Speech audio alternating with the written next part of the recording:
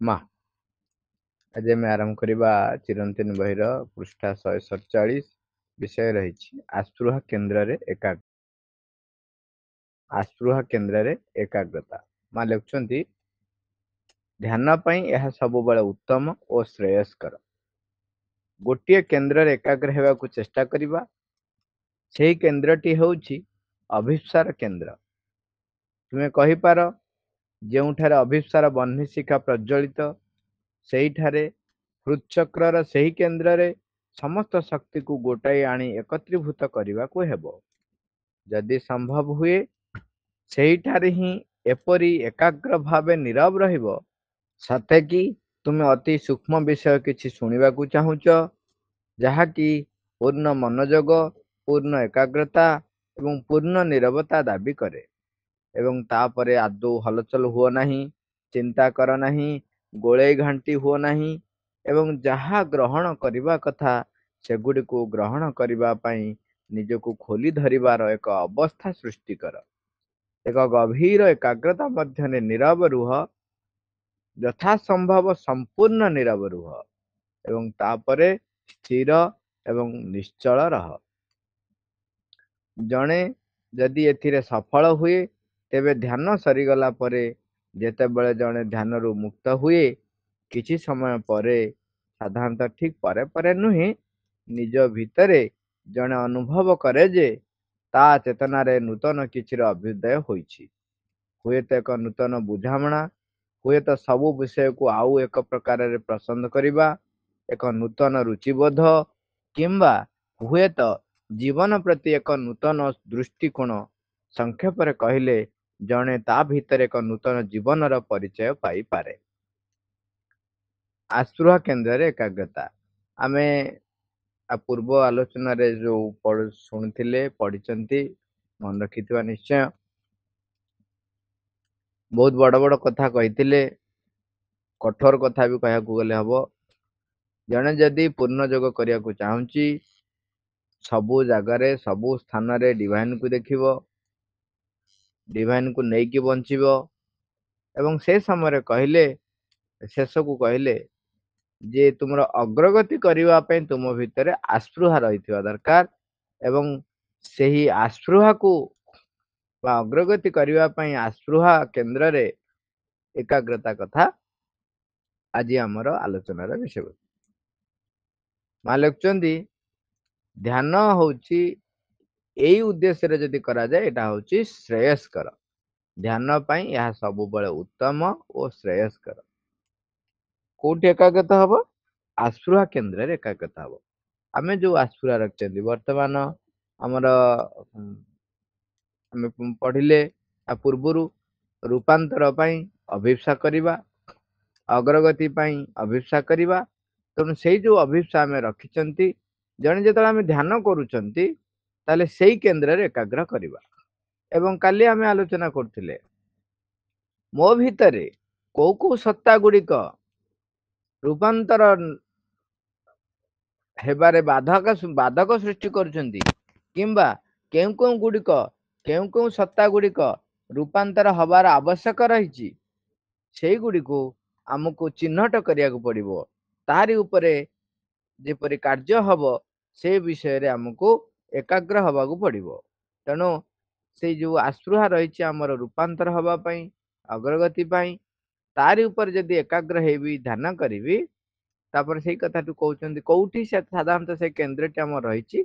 ଆମେ ଅନେକ ଜାଗାରେ ଶୁଣିଛନ୍ତି, ଜାଣିଛନ୍ତି, ପଢିଛନ୍ତି। ମା ବି କହିଛନ୍ତି ଯେ ସେଇଠି ହଉଛି ଆମର ହୃଦଚକ୍ରରେ ବା ହୃଦୟର ଯୋଉ ଆମର ହୃଦକେନ୍ଦ୍ର ରହିଛି, ହୃଦୟର ପଶ୍ଚାତରେ ସେହି କେନ୍ଦ୍ରରେ ସମସ୍ତ ଶକ୍ତିକୁ ଗୋଟାଇ ଆଣି ଏକତ୍ରୀଭୂତ କରିବାକୁ ହବ। ମା ଲେଖୁଛନ୍ତି ତୁମେ କହିପାର ଯେଉଁଠାରେ ଅଭିପ୍ସାର ବହ୍ନିଶିଖା ପ୍ରଜ୍ୱଳିତ। ଦେଖନ୍ତୁ ଏଇଟା ଯୋଉମାନେ ବି ସାଧନା କରିଛନ୍ତି, ଯୋଉମାନେ ବି ତପ ଆଚରଣ କରିଛନ୍ତି, ସେମାନେ ଅନୁଭବ କରନ୍ତି ଯେ ଆମର ହୃଦକେନ୍ଦ୍ରରେ ବର୍ଣ୍ଣନା ରହିଛି ଯେ ଅଙ୍ଗୁଷ୍ଠ ଆମର ଯଦି ଆମେ ବୁଢା ଆଙ୍ଗୁଠି, ଆମକୁ ବୁଢା ଆଙ୍ଗୁଠି କହୁଛି, ଆମେ ଯଦି ଆମର ହାତଟିକୁ ମୁଠା କରିବା ତେବେ ଆମର ହାତ ମୁଠା ସାଇଜ ହଉଛି ଆମର ହାର୍ଟ। तार पश्चातरे अंतरात्मा गोटे बन्ही भलिया जलुची एटा समस्ते सेठी अनुभव करचंती। एटा गोटे इमेजिनेशन नुह, यह एक वास्तवता।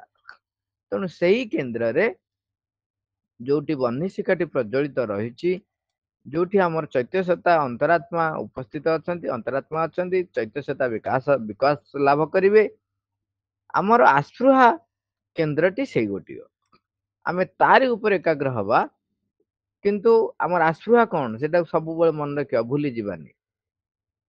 अग्रगति करिबा पई रूपांतर होउची, बा रूपांतर पई हमकु आस्पृहा करिबाकू पड़िबो। तेणु सेईटाकू जेतेबेले ध्यान रे रखी मु एकाग्रता पाइबा पई चेष्टा करिवि, सेतेबेले से एटी जो शेष वाक्यटी कहले सरीनेटी एटी जोटा कहले जे समस्त शक्ति को गोटाई आनी एकत्रीभूत करियाकू हबो। ता माने मो भीतरर जो जो गतिवृत्ति, जो जो शक्ति काम करूछंती, सबु गुड़िक जेमिति सेई आस्पृहा केन्द्रर चतुर्पार्श्वरे संगठित हबो। सेतिपई हमर गोटे शब्द से लिखुछंती केंद्रीय सत्तारे, केंद्रीय सत्ता चारिपटे संगठित करबाकू हबो। तेणु एठी सेतिपई कहले कोन जे समस्त शक्ति को गोटाई आनी एकत्रीभूत करियाकू हबो। ता माने मोर चिंता करिवार शक्ति, कार्य करिवार शक्ति, जो प्रेरणा रही, जो प्रकार धारणा रही, मोर कार्य करिवा पश्चात जो भावना अनुभूति सकल सबु जाक जो ज्ञान, तथ्यगत ज्ञान हो, अनुभूति युक्त ज्ञान हो, सबु जाक जेमिति से आस्पृहा केन्द्र बा हृचक्र चारिपटे संगठित हुए, से प्रति हमको ध्यान देवाकू पड़िबो।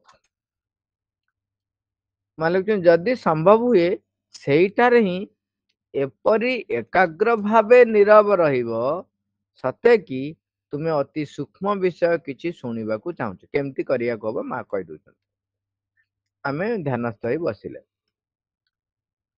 जेतले आमे ध्यानस्थ होई बसुचंती सेतेबेले साधारणतः अन्यान्य चिंता आसे, किंतु सबु बेले जदि आम भितर गोटे आस्पृहा रहिबो, आमे तो ध्यानस्थ होई बसिले सेतेबेले मु चेष्टा करिवि जेमती जो आड़े जुआड़े जाऊची समस्त को आनिकी तारी आस्पृहा केन्द्र चतुर्पार्श्व आनिकी ताको पहुंचेबी, ताको संगठित करिया को। संगठित आमे वाटा कहू संगठित, ता माने मोर जुआड़े जुआड़े मन जाउथिबो, जुआड़े जुआड़े चिंता जाउथबो, जो कथाटीर बा जो कार्यटी प्रति जाउथिबो ताकू आनिकी सेई कार्यटी को आनिकी से हार्ट सेंटर पाखर रखी।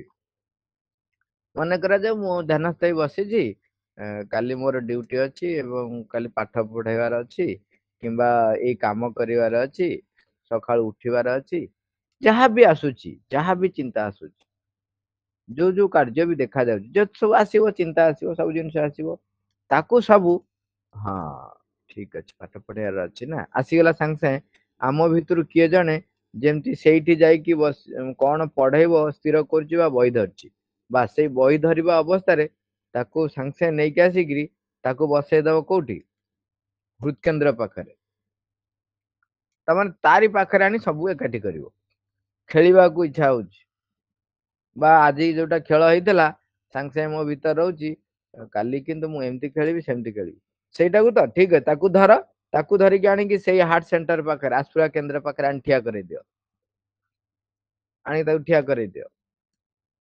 सेई खेल भितरे किपरि मु आस्पृहा केन्द्र रही करी सेई खेलर सबू जहा जहा ज्ञान भी अनुभूति सकल अछि खेल रे ताकू व्यवहार करिवि, किंतु आस्पृहा केन्द्र को रखिबि बा हृदकेन्द्र ध्यान करिवि, मा सेउठु थाइकी जेमती मु खेलिबि। माने सेतिपई मांकर गोटे कथा मने पडुची, मा मांकु जणे पचारले जनक सहित टेनिस खेलला बेले, मा प्रायतः तांक संगरे टेनिस खेलंती। ସେ ମାଙ୍କୁ ଯେତେବେଳେ ପଚରାଇଲା ମା କହିଲେ ସେ ଟେନିସ୍ ଯେତେବେଳେ ପ୍ରତ୍ୟେକ ସଟ୍ ମାରେ ଜୋରରେ ମାରେ ଆମେ ଆମେ ମାରୁ କଣ ଆଇଲା ତ ଏମିତି ମାରିବି ସେ ଉଠେଇ ପାରିବ ନାହିଁ ଠିକ ଆମେ ମନା କରୁ ସେଟା ହଉଛି ଖେଳର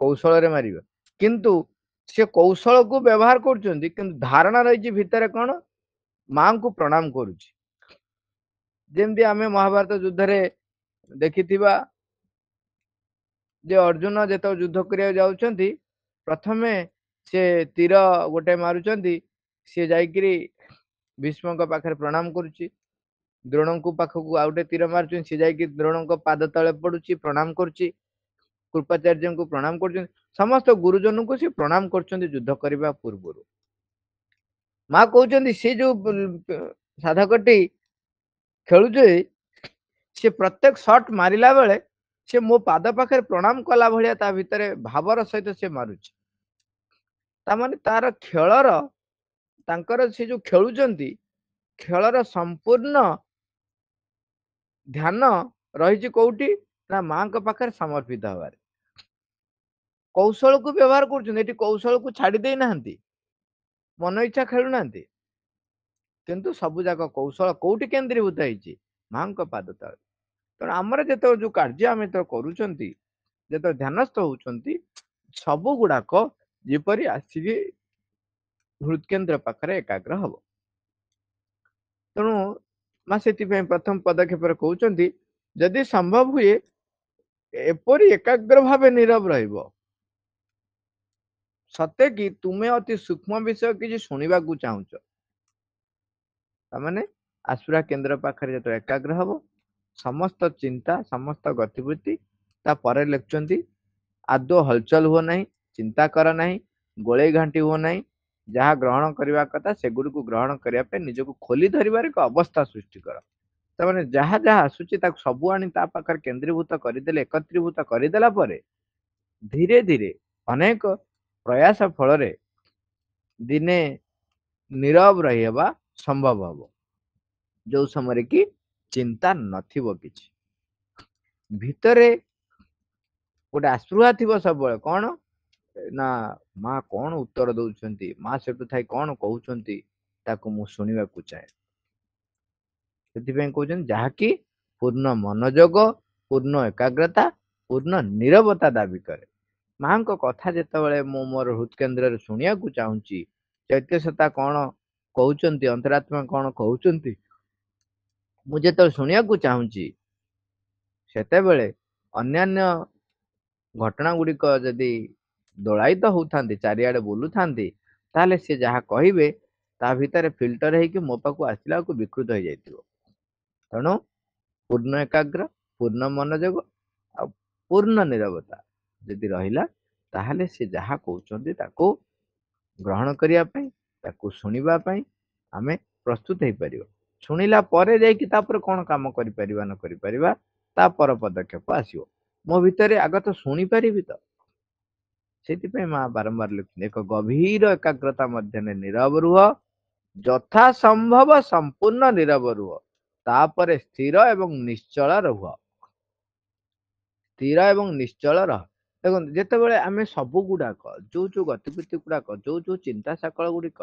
ଯୋଉ ଯୋଉ ଅନୁଭୂତି ସକଳ ଗୁଡିକ ଆସିକି ମୁଣ୍ଡ ଉଠେଇବେ ମୁଣ୍ଡ ମାନେ କହନ୍ତିନି ଉଙ୍କି ମାରିବେ ତାକୁ ସବୁ ଆଣିକି ଯଦି ଚୈତ୍ୟ କେନ୍ଦ୍ରର ବା ହୃଦକେନ୍ଦ୍ରର ବା ଆସ୍ପୃହା କେନ୍ଦ୍ରର ଚତୁଃପାର୍ଶ୍ଵରେ ଆଣି ଏକତ୍ରୀଭୂତ କରିବା ତାହେଲେ ଧୀରେ ଧୀରେ ଧୀରେ ଧୀରେ ଦେଖିବେ ସବୁ ଯାକ ଯେମିତି ଆସିକିରି ଗୋଟେ ଜାଗାରେ ସେଇ ଜାଗାରେ ପିନ୍ ପଏଣ୍ଟେଡ ହେଇକିରି ଆସି ମିଶୁଛନ୍ତି ଏଇଭଳି ଅନେକ ଦିନ ପ୍ରୟାସ କଲେ ଆମ ଭିତରେ ଏକ ପୂର୍ଣ୍ଣ ନିରବତାର ପରିସ୍ଥିତି ବା ଅବସ୍ଥା ସୃଷ୍ଟି ହବ ଆସ୍ପୃହା ରହିବ ମୋର ସେଇ ପୂର୍ଣ୍ଣ ନିରବତା ଯେପରି ମୋର ଧ୍ୟାନସ୍ଥ ଅବସ୍ଥାରେ ଆସେ ଏତେ ଗଭୀର ଏକାଗ୍ର ନୀରବ ରହିବ ସେଥିପାଇଁ ସ୍ଥିର ଏବଂ ନିଶ୍ଚଳର ଯଦି ଜଣେ ଏଥିରେ ସଫଳ ହୁଏ ଦେଖନ୍ତୁ ଜଣେ ଏଥିରେ ସଫଳ ହୁଏ ତା ମାନେ ଆଗ ପ୍ରଥମ କାମ ହେଲା କଣ କଣ କହିଲେ ଆଉ ଥରେ ମନେ ପକେଇବା ପ୍ରଥମେ କହିଲେ ଆସ୍ପୃହା କେନ୍ଦ୍ରରେ ଏକାଗ୍ର ହବ आसुआ केन्द्रटी कौटी ना आम हृदकेन्द्र रे। आम हृदकेन्द्र रे आसुआ केन्द्र रे एकाग्र हब। एकाग्र हवा पई तापर पदक्षेप कहले सबु गुडाक सेठी आनी एकत्रीभूत करिवो। सबु गुडाक जेतबेले सेठी आनी एकत्रीभूत करिवे एकत्रीभूत कले कौन हब ना मो भितर एक पूर्ण मनोयोग पूर्ण एकाग्रता पूर्ण नीरवतार अवस्था सृष्टि हब। सेई अवस्थाटा होची कौन ना ग्रहण करिबा पई से अवस्था। यदि पूर्ण मनोयोग पूर्ण एकाग्रता पूर्ण नीरवता आसी जाए ताहले आम भितरे उच्चतर शक्ति जहा परिप्रकाश करिया को चाहुचंती ताकू ग्रहण करिबा पई आम भितरे अवस्था सृष्टि हब। ताकू आमे भाषा रे कहूचे कोन आधार प्रस्तुत हे जीवो। से समय रे स्थिर एवं निश्चल रह। पुणे कथा आउ थरे काई कहउचंती ना ताकू केते गुरुत्व दउचंती देखंतु। एई सब अवस्था बेले तथापि आम भितरे अहंग्र जो स्थितिटा थाए सेटा चली जाई न थाए। बेले बेले सेई अवस्थार सी प्राइड नवा पई चेष्टा करे। प्राइड बुझौची गौरव जे मु एमती ध्यानस्थ रही पारुची मु एमती एते कम समय रे ध्यानस्थ हो जाउची मो भितर यही अनुभूति आसुची से प्राइड नवा पे चेष्टा करि पारे। मां कहउचंती निश्चल रहिबो कौनसी प्रकार ये रे निजको छाडी दब नाही प्राइड भी आनिया को दब नाही। जेतबेले यदि एथिरे आमे सफल हुअंती ताहले देखिबे जे ध्यान सरीगला परे आमे जेतबेले ध्यान रु मुक्त हुअंती किछि समय परे ना कोई सांग सांग नो एमती सांग सांग उठी गले सांग सांग हे जीवन नो किछि समय परे देखिबो जे हमर किछि ना किछि परिवर्तन हेछि चेतना रे नूतन किछि अभ्युदय होइछि गोटे नुआ किछि हेछि गोटे अलगा फील हबो सेटा कोइ नूतन बुझामणा आसीबो। हुए तो सब विषय को आउ एक प्रकार पसंद करिबा हमर निजर रुचिबोध थाए निजर एक दृष्टिकोण थाए ता देहरे परिवर्तन आसीबो। निजर एक पसंद थाए ता देहरे परिवर्तन आसीबो। परिवर्तन आसीबो माने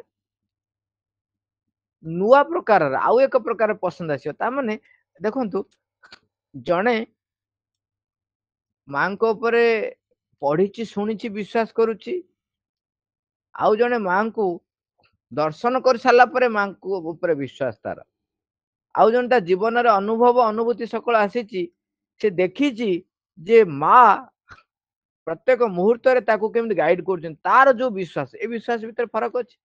से भली भाव रे हमर जो रुचिबोध थिला हमर जो पसंद थिला हमर जो दृष्टिकोण थिला से सबुरे परिवर्तन आसी दियो काहे की ना उच्चतर चेतना मो भीतर कार्य करिया को आरंभ करिवो। जेत उच्चतर चेतना कार्य करिया को आरंभ करिवो मो भीतर नूतन बुझामणा सृष्टि हबो नूतन आउ एक प्रकार पसंद आसीबो नूतन रुचिबोध आसीबो नूतन दृष्टिकोण आसीबो। सेते मा को संक्षेप यदि कहबी जे तम भीतर एक नूतन जीवन परिचय पाइबो। माने सिंपल कथा एटा बहुत सरल कथा होची कोन हमर मनर ज्ञान होची सीमित मन तार सीमित ज्ञान रे सीमित दृष्टिकोण नै कि प्रत्येक जिंस को गोटे दृष्टिकोण रे से विचार करे। जने जे उच्चतर चेतना सहित संयुक्त हो जाउची सेते बेले उच्चा जगह को चली गलो जेते उच्चा जगह को आमे गोटे भाबिबा उच्चा जगह को चली गले उच्चा जगह को चली गले मु तळे समतल रे ठाई जो जिनसटा को जो जेतिकी एंगल रु देखुथिली अरे बर्तमान गोटे लोकटा मु आगरे देखिबी कोउटा देखि तार साइड आगो साइड देखिबी से बुली गले ता पछ साइड देखिबी गोटे घर देखिबी गोटे साइड देखिबी बर्तमान मु ऊपर को उठी गली ऊपर को उठी गले से लोकर आग पछ मूल सब देखि परिबी किंतु ता पाद तळ देखि पारुने किंतु चेतनार जेतल उच्च स्तर को आमे जाऊ सेतबेले आउ ए पाद तळ फळ किछि नै सबु गुरे सामग्रिक दृष्टि गोटे दृष्टिकोण आम भितर आसी जाए काहे की ना आमे सेई जोठू ए गुडिक उत्सरित हेची जोठू तार उत्स रहिची जोठू एगुडाक बाहरिची आमे जेते जेते अधिक रु अधिक ध्यानस्थ हबा सेते सेते अधिक रु अधिक उच्चतर चेतना को हमर अग्रगति हब। से उच्चतर चेतना को आमे जेते अधिक रु अधिक जिबा प्रत्येक घटनार पश्चात रे जो सूक्ष्म स्तर रे जो ज्ञानटी रही सेटा हमको देखा जाए। श्रीमंत लिखुचंती जे एटा हूँ गोटे स्थूल जगत, ता ऊपर आउ गोटे रही सूक्ष्म जगत, ता ऊपर आउ गोटे रही कारण जगत। कारण जगत रे प्रथमे सबु कारण गुड़िक सेठ रही कौन पाई एठी होउची, कारण जगत रे कौन हब स्थिर हो गला, सूक्ष्म जगत रे से रूप ग्रहण करिवो, से अनुसार परिवेश परिस्थिति सूक्ष्म जगत रे सृष्टि करा जीवो, सृष्टि हो सारा पर स्थूल जगत रे सेटा परिप्रकाश हबो। तेणु आमर जो उच्चतर चेतना अधिक अधिक आम उच्च उच्च स्तर को आम चेतनार अग्रगति कर से कारण जगत को जाकि पहुंचीबा। कारण जगत जो पहुंची जीवे तेणु सबू घटनार पश्चात कारणटा आमको स्पष्ट भाव देखा जीवो। तेणु आमको से आमर दृष्टिकोण बदल जीवो, आमर रुचिबोध बदल जीवो, आमर पसंद अपसंद बदल जीवो। से माँ कहते जे संक्षेप जदि मु कहबी तुमर एक नूतन जीवन परिचय तमे पाइब। देखो आमर आ परे परे गोटे प्रश्न उठे सब आम भितर, एबे प्रश्न न उठिले भी किछि दिन पर जब हम प्रश्न उठे जे लोक मते रेकग्नाइज करें तो मत तो कहीं बुझुना बुझी पार ना, मु जो चेतना कहूँ मो कथा तो किए शुणुना। यहीटा को आमे बेले बेले गोटे मापकाठी करदे एवं से कहूँ मोर किछि हेई नाही, कथाटी से नुहे। आमर जेते अधिक रु अधिक तांको उपरे बा परमंक उपरे निर्भर कर बंचिबा को आमे चेष्टा करिबा, सेते सेते आमर आंतर जीवनर अभिवृद्धि हबो एवं बाह्य आमर जो कार्यावली रही जो गतिवृत्ति सकल आम जो करुचे तार रूपरेख बदली जीव। अन्य लोक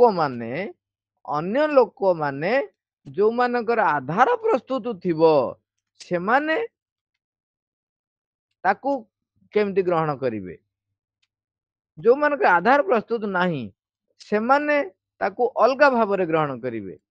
सर्वोपरि आ गोटे कथा होची मोर अग्रगति पाई जहा दरकार जो भली भाव रे लोक माने मो चतुर्पार्श्व रे रहिबा दरकार परम बा माँ कौन करिवे सेई प्रकारर परिवेश परिस्थिति तैयारी करिवे। तेणु लोक माने मते ग्रहण करुचंती कि न करुचंती सेईटा मो मापकाठी नुह। मो मापकाठी होची मो मोर जो आश्वा केंद्र रे केते एकाग्र होची रूपांतर पाई मोर सत्ता गुडी को केते प्रस्तुत करुची। तेणु आमे एठी मन रखिबा आउ थरे टिके खाली सारांश पळेबा। माँ कहते ध्यान पाई या सब बड़े उत्तम आ श्रेयस्कर होची आमर जोटी अभिप्सार बन्नी शिखाटी जलुची आमर हृदचक्र से केंद्र रे समस्त शक्ति को गोटे आनी एकत्रीभूत करिवो एवं आदौ हलचल हबनी, चिंता करिवनी, गोले घांटी हबनी, जहाँ ग्रहण करिया कथा से गुड ग्रहण करिया पई प्रस्तुत रहिबो। ताहले पूर्ण मनोजग, पूर्ण एकाग्रता एवं पूर्ण निरवता आसीबा दरकार। पूर्ण निरवता आसिले ताहले सेउठू आम भितरे जो कार्य गुड़िक करिवार प्रेरणा सेउठू आसीबो एवं से कहते गोटे जिनस संपूर्ण नीरव एवं स्थिर निश्चय रहिबे। ताहले एई भरी भाव देखिले ध्यानस्थ अवस्था आम जो बाहर को आसुचंती सेतेबेले आम एक नूतन जीवनर परिचय पाइब। माँ आम नाम जप कर सारिबा।